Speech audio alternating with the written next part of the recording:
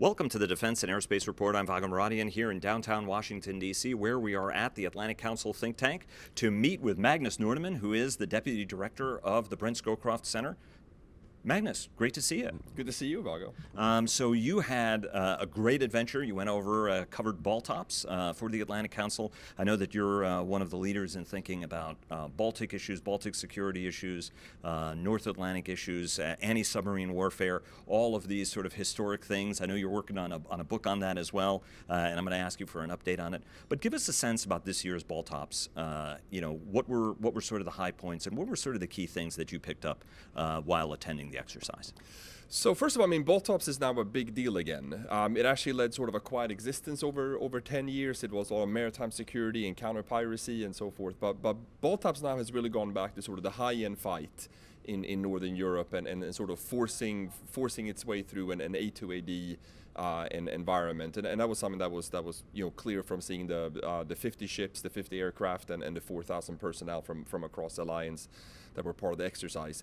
I think one of the key points for this exercise was really the air and maritime integration. We saw Polish F-16s, we saw a B-52, and we saw a B-1 from the United States, actually working quite closely with the naval forces that were present in the Baltic for the exercise. What was the thrust of this year's exercise? I mean, every year it's a different scenario to stress the force, try to expose cracks on it, build that to-do list, but also test whether or not training is on track and equipment's on track. What was the scenario this year? So the scenario this time was free play, but what was actually interesting was the front end when they tried to sort of put these things together. So mine hunting, air defense, amphibious operations, anti-submarine warfare, and obviously in order to be able to do one of these pieces, you need all these other pieces to come together as well. So the mine hunters need to have an air screen. The air screen needs to be protected or defended from potential submarines and so forth. So you could really watch them put all these pieces together into a coherent whole, and I think every turn of BALTOPS they get a little better, but there certainly remains more work to be done, and I think if you ask the navies that participated, they would agree with that assessment. There were some questions about the U.S. commitment to Article 5. Everybody in the leadership was saying it. President Trump was with the Romanian leader. It was the first time that he sort of said it. There were a lot of folks in the alliance thought, wow, we never even realized this would be this big of an issue. You were there just before the president went back to Europe and went to Poland. But tell us a little bit about what you picked up, because some of the countries, particularly in the Baltics, have been a little bit concerned with some of the rhetoric and some of the underlying tone, some of the Russia allegations. What did you pick up when you were in the region from our closest allies? So, first of all, I mostly spend time around military people, and I think regardless whether Americans or Europeans, there is a sort of let's get the job done, and we've been told to do this, and we're going to keep doing it until we're told to stop. So that was certainly the overarching message that I got at a military level. I do think also that what the Europeans are doing is they're looking to a Secretary Mattis that is sending a slightly different message, and it's actually, I think, pushed the U.S. To do more in Europe. You've seen an increase in the European Deterrence Initiative. You've seen American announcements of a U.S. presence in the Baltic region for the Zapad exercise. So I think they prefer to sort of look to the Mattis side of the ledger. An additional point on this, obviously, burden sharing. Is a theme here in Washington, it's a theme in Brussels, and we like to talk about money, of course, and that makes sense because you can't get something for nothing. But what I thought was interesting with BALTOPS is you saw a operational burden sharing of sorts. So what the Europeans brought, and especially those countries that are in the region, the Germans, the Poles, the Estonians, the Dutch, they brought platforms and capabilities that are tailor-made for this region. They know it well, and they operate platforms that are of a size that is actually that actually work great in the sort of the cramped, congested environment of the Baltic. So that's what they bring to the table. But what I saw what the Americans brought is if you really want to punch someone in the face, you need the United States to do the logistics, to do the long-range strike, to do the amphibious landings. What I thought I saw was a bit of sort of operational burden sharing, and not necessarily a situation where the Americans are doing the Europeans a favor. It's actually a situation where both sides bring crucial elements to the fight. There's always been a lot of discussion about burden sharing, as you mentioned, how much our allies are spending money. The 2% goal is nothing new. There are a lot of countries. We were just over in Brussels after the Paris Air Show, and a number of countries pointed out that we were on this track to spend more money on a vector that started in 13 and 14, not necessarily only because of pressure by the American president. I mean, one EU official was particularly strident about that this process had started sooner. But is there any, on these cycles, there is a lot of capability. I mean, even if you look at what's been committed, it's going to mean a lot more military capability. You were with military folks. Any clear sense on how countries are going to be investing that extra money? What are the kind of capability areas that they're interested in shoring up? And then I've got a follow-up on that, on what's the smartest way to get the most for that money that's being spent? Right. So, this was certainly a theme, and I think I heard this from across the nations that I encountered. I visited 9 ships from 8 different allies during the exercise, and there was a clear theme of again the return back to high-end warfighting, and whether they were Americans or Dutch or Germans, there was we haven't done this for a long time. It's been counter-piracy, it's been counter-terrorism, it's been stability at sea, police in the global commons.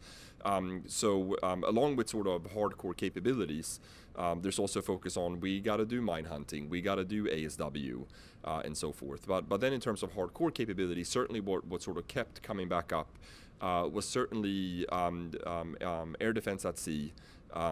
With higher, with more processing power to be able to take on high-speed anti-ship missiles and so on. ASW sensors, being able to build a common maritime and air picture were certainly some of the themes that emerged when coming to capabilities. And again, I would say this is broadly shared. This was not only a country or two. These were among the themes that came up. Final point.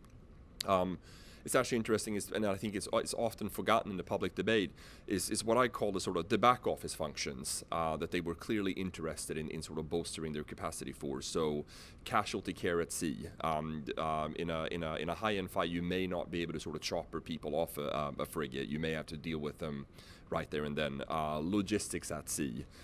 And then to be able to stay out and be replenished with munitions and fuel and so on and so forth.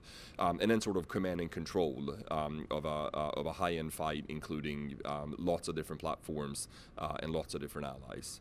Let me ask you about your book. It's something that we've talked about in the past. Yep. Bring us up to speed. What are you working on, and when are we going to be able to see it? So I'm working on a book on the future of the North Atlantic in a new contested European security environment. The Russian submarine force is once again reconstituted and active again, and potentially threaten the communications and the linkages across the sea, which very much European security depends upon. As some admiral said, a war in Europe will not be won in the Atlantic, but it can certainly be lost there. So it's coming along. It will be published with the Naval Institute. I'm about two-thirds through. I'm supposed to deliver my manuscript in November, and then looking for publication probably mid 2018. Well, as any Napoleonic fan would tell you, that the war in Europe was in many respects won by the Royal Navy at sea through blockading actions and everything else. So just to give that little bit of a Navy plug, supporting the folks on the ground. Now, I also want to ask you, why is Tivoli Gardens the most magical place in the world? So I think it's a great question, Vago. It's a question of our ages, really. Well, it was either that or asking you which of the 8 ships were cooler than the other ships, or 9 ships, which was the coolest ship you visited. But I figured I'd ask you about Tivoli. No, so I guess I have thought about this as one does. So I think that even the cameraman is laughing. So I think the difference is, unlike American amusement park like the Disney Worlds, which is fabulous and big and massive and so on and so forth. Which, as an American, you absolutely love anyway. I've been to Disney World 8 times and 3 times without kids. So that's how I feel about Disney World. But what Tivoli Gardens is, there's a quaintness and a charm to it that you may not get with the mega parks that you have that we have in the U.S. So certainly, Vago, I join you in your endorsement of Tivoli Gardens in Copenhagen. Well, it's one of the loveliest places in the world. And of the ships, which one was the most interesting ship you were on that stood out and you said, hey, really interesting features and could be useful? Just so I can bring this around so that you don't think we're just gagging the whole time. Sure. No, so I thought the Absalon was one of the interesting for a number of different reasons. One is obviously they've really gone to great extents. And that's just to say the Absalon is the flexible ships for the Danish Navy that are, the Absalon class, and the Ivar Huitfeldt is the frigate version of the Absalon. Right. And obviously they've gone to great lengths in terms of automation and slimming the crew.